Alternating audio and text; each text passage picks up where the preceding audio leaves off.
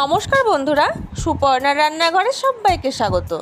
আজকে আমি আপনাদের সঙ্গে শেয়ার করব চিকেন দো পেঁয়াজার রেসিপি।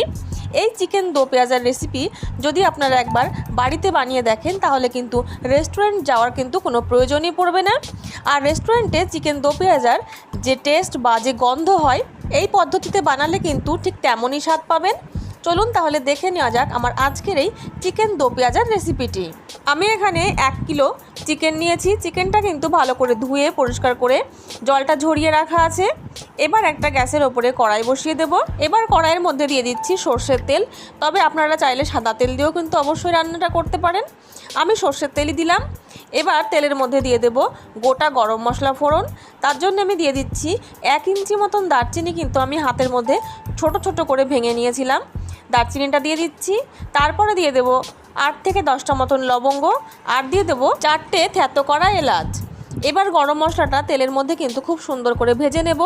যখন খুব ভালো একটা কিন্তু গন্ধ বের হবে তখন এর মধ্যে দিয়ে দেব কুচনো পেঁয়াজ। আমি এখানে বড় সাইজের 3টে পেঁয়াজ কিন্তু কুচিয়ে নিয়েছিলাম। পেঁয়াজগুলো দিয়ে ভালো করে কিন্তু লাল করে ভেজে নিতে হবে। এই সময় কিন্তু গ্যাসের ফ্লেমটা আমি হাইতে রাখবো, কারণ পেঁয়াজের মধ্যে কিন্তু প্রচুর জল রয়েছে। যদি গ্যাসের ফ্লেমটা কমানো থাকে তাহলে কিন্তু পেঁয়াজ থেকে জল বের হয়ে যাবে, ভাজতেও কিন্তু অনেকটা বেশি সময় লাগবে। আমি কিন্তু এই সময় লবণ দিচ্ছি না, কারণ লবণ দিলেও কিন্তু পেঁয়াজ থেকে অনেক সময় জল ছেড়ে দেয়। পেঁয়াজটা এরকম লাল করে আমি ভেজে নিলাম। এবার এর মধ্যে দিয়ে দেব 2 টেবিল চামচ ভর্তি আদা আর রসুন বাটা। আদা রসুনটা পেঁয়াজের সঙ্গে খুব ভালো করে মিশিয়ে নেব। মিশিয়ে নেওয়া হয়ে গেলে এবার এর মধ্যে দিয়ে দিচ্ছি স্বাদ অনুযায়ী লবণ, পরিমাণ মতন হলুদ, আর 1 থেকে 1.5 চামচ পরিমাণে কাশ্মীরি শুকনো লঙ্কার গুঁড়ো। এবার সব কিছু দিয়ে ভালো করে একবার মিশিয়ে নেব। মেশানো হয়ে গেলে এবার দিয়ে দিচ্ছি 1 চামচ পরিমাণে জিরে গুঁড়ো আর 1.5 চামচ পরিমাণে ধনে গুঁড়ো। এই রান্নায় কিন্তু ধনে গুঁড়োটা একটু বেশি দিলে খেতে কিন্তু বেশি ভালো লাগবে, গন্ধটাও কিন্তু খুব ভালো আসবে।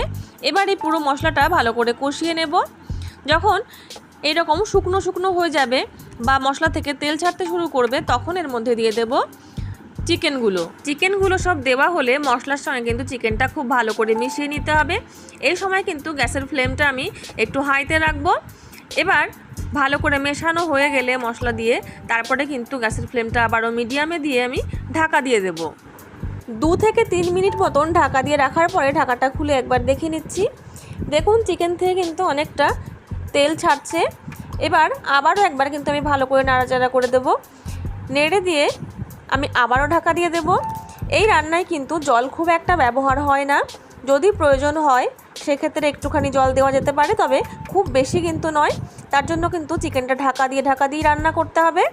এবার আমি আবারও ঢাকা দিয়ে দিচ্ছি। আবারও প্রায় 3 মিনিট পরে ঢাকাটা খুলে একবার নেড়ে দেব। তারপরে এর মধ্যে দিয়ে দিচ্ছি আমি 4 টেবিল চামচ পরিমাণে ফ্যাটানো টক দই, আর দিয়ে দিচ্ছি ঝাল অনুযায়ী চেরা কাঁচা লঙ্কা। এখানে আপনারা কাঁচা লঙ্কাটা বেটে অবশ্যই দিতে পারেন বা কুচিয়েও দিতে পারেন, আমি এখানে চিড়ে দিলাম। এবার লঙ্কা আর টক দই দিয়ে আবারও কিন্তু ভালো করে মিশিয়ে নিয়ে ঢাকা দিয়ে দেব। যদি এইভাবে ঢাকা দিয়ে চিকেনটা রান্না করা হয় তাহলে কিন্তু জলের আর প্রয়োজন পড়বে না, জল ছাড়াই কিন্তু চিকেনটা সেদ্ধ হয়ে যাবে। প্রায় 4 মিনিট পরে আমি ঢাকাটা খুলে নিলাম।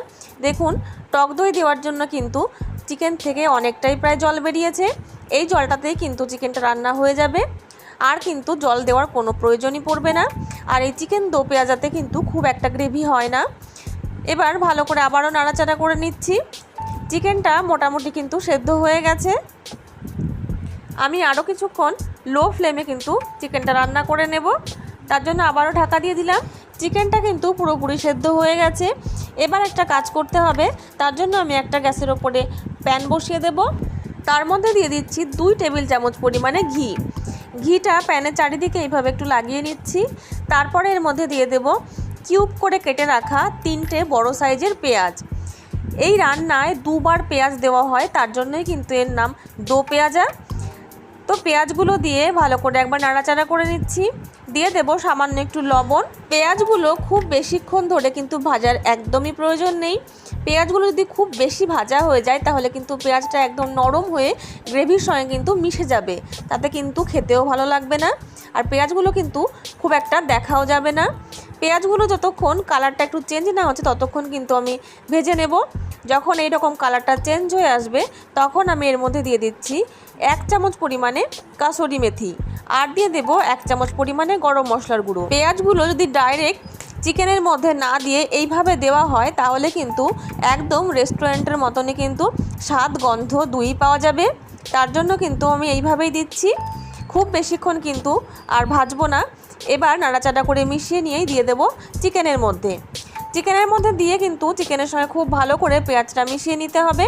মিশিয়ে নেওয়া হয়ে গেলে গ্যাসের ফ্লেমটা অফ করে ঢাকা দিয়ে রাখবো 5 মিনিট। তারপরে কিন্তু একদম গরম গরম সার্ভ করব। আমি এখানে লুচির সঙ্গে পরিবেশন করেছি, আপনাদের কিন্তু লুচি, পরোটা বা নান যার সঙ্গে খুশি কিন্তু খেতে পারেন। সব কিছুর সঙ্গেই কিন্তু ভীষণই ভালো লাগে এই চিকেন দো পেঁয়াজা।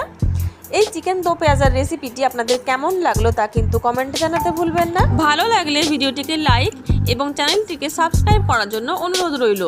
চলে আসবো অন্য কোনো নতুন রেসিপি নিয়ে আপনাদের সামনে। ততক্ষণের জন্য নমস্কার, সবাই ভালো থাকবেন, সুস্থ থাকবেন।